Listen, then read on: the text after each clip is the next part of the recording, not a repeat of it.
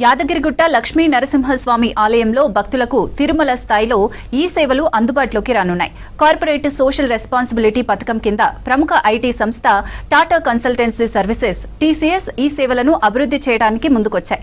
ప్రస్తుతం detailed project report రూపకల్పనకు సన్నాహాలు జరుగుతుండగా ఆలయ పరిపాలన నుంచి దర్శనాల వరకు అన్ని సేవలు ఆన్లైన్లో అందించేందుకు ప్రణాళికలు సిద్ధమవుతున్నాయి. వచ్చే 4 నుంచి 6 నెలల్లో ఈ సేవలు పూర్తి స్థాయిలో అందుబాటులోకి వచ్చే అవకాశం ఉంది.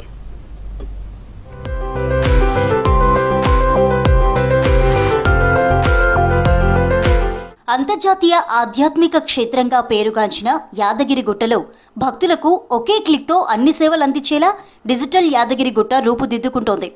తిరుమల తిరుపతి దేవస్థానం తరహాలో ఆధునిక సాంకేతికతను వినియోగిస్తూ భక్తుల అవసరాలకు అనుగుణంగా సేవలను వేగవంతంగా, పారదర్శకంగా అందించేందుకు చర్యలు చేపడుతున్నారు. టీసీఎస్ సంస్థ తన సిఎస్ఆర్ కార్యక్రమంలో భాగంగా ఈ ఆలయానికి ఉచితంగా సాఫ్ట్వేర్ సేవలు అందించనుంది. హైదరాబాద్కు సమీపంలో ఉన్న ఈ పవిత్ర క్షేత్రానికి భక్తుల రద్దీ రోజురోజుకు పెరుగుతోంది.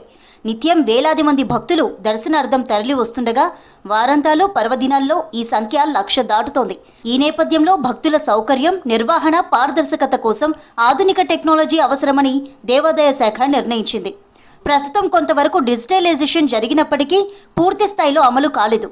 దీంతో తిరుమల తరహాలో సమగ్ర డిజిటల్ వ్యవస్థ అమలు దిశగా అడుగులు వేస్తున్నారు.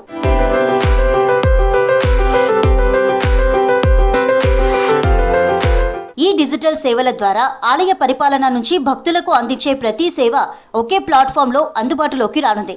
దర్శనాలు, ఆర్జిత సేవలు, ప్రత్యేక పూజలు అన్నీ ముందుగానే ఆన్లైన్లో బుక్ చేసుకునే అవకాశం ఉంటుంది. బ్రేక్ దర్శనం, అతి శీఘ్ర దర్శనం, వీఐపీ, వీవీఐపీ దర్శనాలతో పాటు భవిష్యత్తులో ధర్మ దర్శనాలకు కూడా స్లాట్ విధానం అమలు చేసే అవకాశం ఉంది. ప్రసాదాల కొనుగోలు, శాశ్వత పూజలు, హుండీ కానుకలు కూడా డిజిటల్ రూపంలో స్వీకరించేలా వ్యవస్థ రూపొందించనున్నారు. దేశ విదేశాల నుంచి భక్తులు సులభంగా విరాళాలు సమర్పించే అవకాశం ఉంటుంది.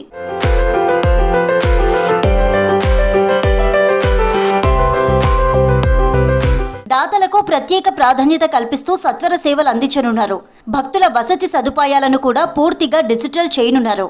కాటేజీలు, గదుల లభ్యత, కేటాయింపులు, చెక్ ఇన్, చెక్అవుట్ వివరాలు అన్నీ ఆన్లైన్లో అందుబాటులో ఉంటాయి. కొండపైకి వచ్చే వాహనాలకు ఫాస్టాగ్ తరహాలో డిజిటల్ ప్రవేశ విధానం అమలు చేయాలని యోచిస్తున్నారు. ఇక ఆలయ పరిపాలనలో కూడా పెద్ద మార్పులు రానున్నాయి.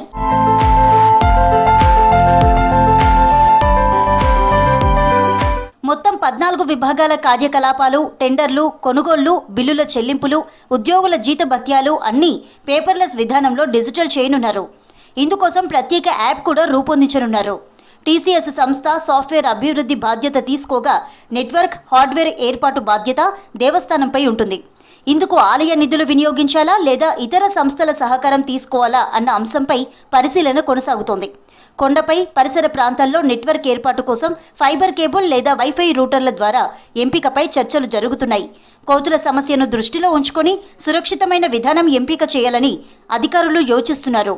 టీసీఎస్ నిపుణుల బృందం ఇప్పటికే ఆలయ అధికారులతో కలిసి కార్యాచరణ ప్రణాళికను సిద్ధం చేసింది.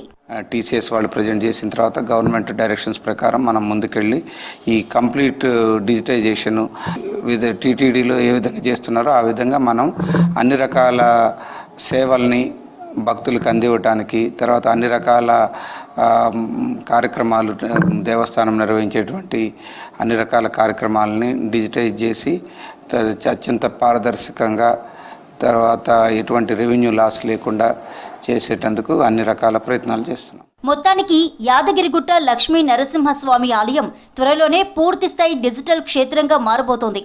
భక్తులకు వేగవంతమైన, పారదర్శకమైన సేవలు అందించేందుకు చేపడుతున్న ఈ చర్యలు ఆలయ నిర్వహణలో ఒక నూతన అధ్యాయానికి నాంది పలకనున్నాయి.